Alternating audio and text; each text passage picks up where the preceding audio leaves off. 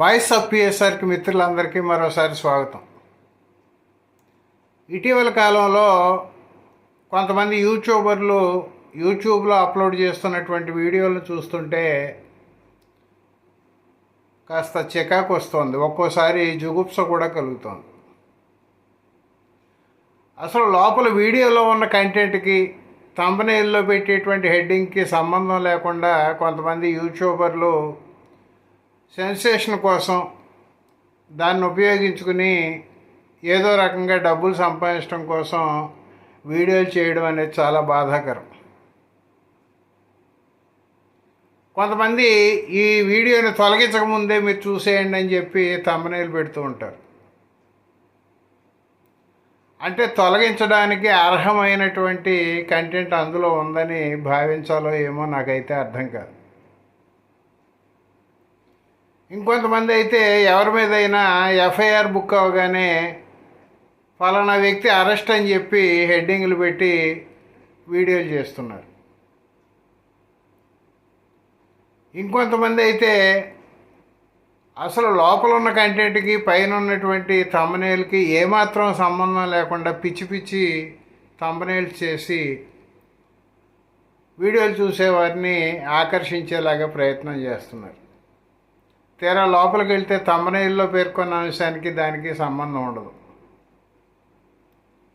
మనం ఏదైనా ఒక వీడియో చేస్తే అది కనీసం ఎంటర్టైన్మెంట్ కన్నా ఉపయోగపడాలి, ప్రజలకి ఉపయోగపడేదైనా అవ్వాలి, లేదంటే కాస్త జ్ఞానం పంచేదైనా అయి ఉండాలి.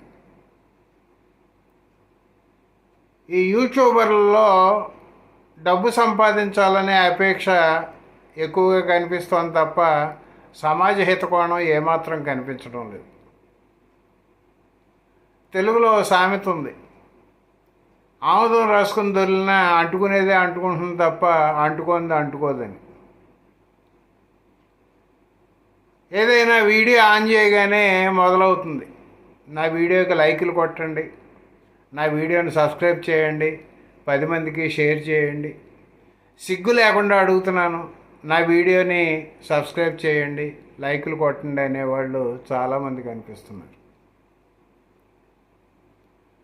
ఎవరికైనా ఒక వీడియో నచ్చితే సబ్స్క్రైబ్ చేయమని మనం వాళ్ళని అడగక్కర్లా.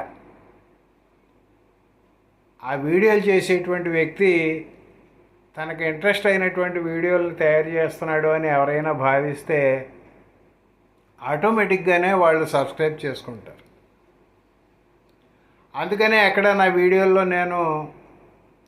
వీడియోలకు లైకులు కొట్టండి, నా వీడియోని సబ్స్క్రైబ్ చేయండి, నా వీడియోని 10 మందికి షేర్ చేయండి అని చెప్పి ఎవరిని అడుక్కోను. నేను నా వీడియోల్లో చెప్పేటువంటి అంశం ప్రతి అంశము కూడా దాదాపుగా మెజారిటీ భావజాలానికి హితం కలిగించేదిగా ఉండదని నాకు తెలుసు. ఎందుకంటే ఈవేళ సమాజం వెనక్కి నడుస్తుంది, ముందుకు నడవడంలా. భౌతికంగా మనం అంతా ముందుకు నడుస్తున్నాం, కానీ భావాల పరంగా మనం అంతా వెనక్కే నడుస్తున్నాం. ఆ వెనక్కి నడిచే వాళ్ళని తట్టి లేపడానికి నేను వీడియోలు చేస్తున్నాను. నా వీడియోలు నచ్చాయి అనుకున్న వాళ్ళు సబ్స్క్రైబ్ చేసుకుంటారు. ఒకవేళ సబ్స్క్రైబ్ చేసుకున్నా ఈ వీడియోలు మనం చూడడం అనవసరం అని భావించే వాళ్ళు అన్సబ్స్క్రైబ్ చేసుకుంటారు. నాకేమీ బాధ లేదు.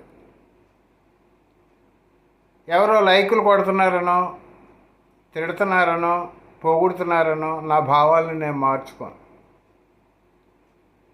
నేను ఏ భావజాలాన్ని అయితే ప్రచారం చేయడానికి కంకణం కట్టుకున్నానో ఆ భావజాలాన్ని ప్రచారం చేస్తూనే ఉంటాను, విమర్శలు ఎదురైనా పొగడ్తలు ఎదురైనా.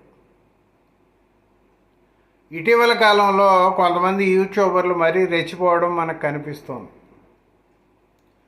మనందరికీ తెలుసు, ఇటీవల పగడాల ప్రవీణ్ కుమార్ గారు మరణిస్తే ఆయన మీద పుంఖానుగా వీడియోలు చేసి వదిలేరు రకరకాల మతస్థులు. ఒక మతానికి చెందిన వాళ్ళు ప్రవీణ్ కుమార్ది ముమ్మాటికి హత్య అని చెబుతుంటే ఇతర మతాలకు చెందిన వాళ్ళు అది హత్య కానే కాదు అని చెప్పి ఫిక్స్ అయిపోయారు. ఒకళ్ళు హత్యని, ఒకళ్ళు హత్య కాదని మానసికంగా ఫిక్స్ అయిపోయారు. అలా ఫిక్స్ అయిపోవడానికి ప్రధాన కారణం యూట్యూబర్లు బాధ్యతారహితంగా వందల కొద్దీ వీడియోలు చేసి యూట్యూబ్లో అప్లోడ్ చేయడం. నిన్నగాక మొన్న చేబ్రోలు కిరణ్ కుమార్ అని చెప్పి ఒక అతన్ని అరెస్ట్ చేశారు. ఆ చేబ్రోలు కిరణ్ అనే అతను చేసిన వీడియో చూస్తే చాలా జుగుప్సాకరంగా ఉంది.